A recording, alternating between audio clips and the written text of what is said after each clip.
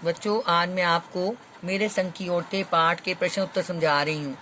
बच्चों, ये सारे प्रश्न उत्तर आपने कृतिका की कॉपी में लिखने हैं।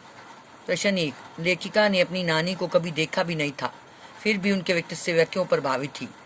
उत्तर। लेखिका की नानी की मृत्यु लेखिका की माँ की शादी होने से पहले ही हो गई थी, अतः उसे देखने का प्रश्न ही नहीं उठता था।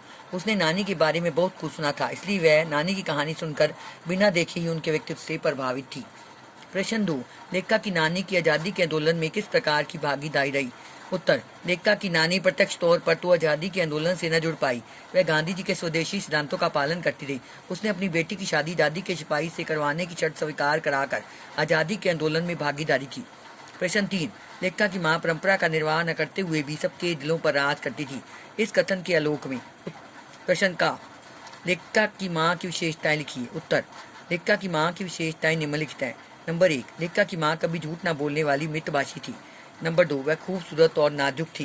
नंबर 3। वह सुंदर व्यक्तित्व की स्वामिनी थी। नंबर 4। वह शांत, गंभीर और सूझबूझ वाली थी। नंबर 5। उसकी मां की सलाह का सभी सम्मान करते थे।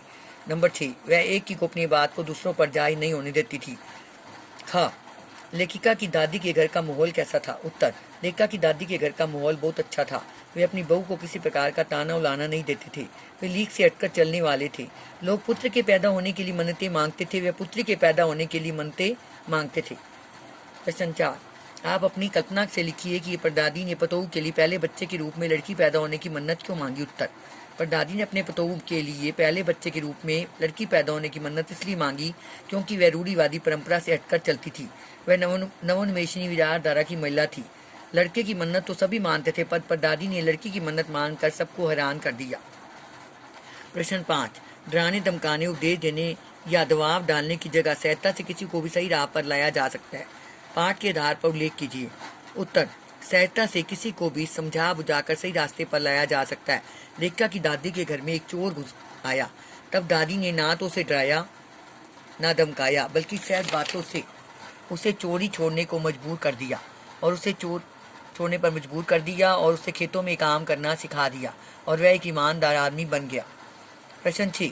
शिक्षा बच्चों का जन्म सिद्ध अधिकार है, इस दिशा में लेखिका के प्रयासों का उल्लेख कीजिए। उत्तर।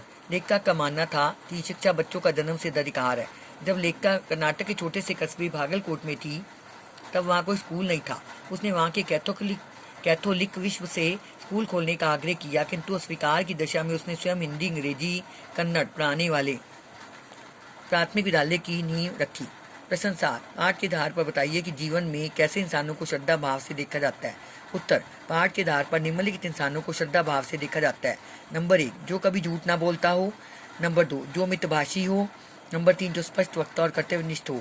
नंबर 4। जो सबके साथ सहज व्यवहार करता हो। नंबर 5। जो एक की गोपनीय बात को दूसरों पर जाहिर ना करे। नंबर 6। जो हीन भावना का शिकार ना हो। नंबर 7। जो सबका भला करता हो।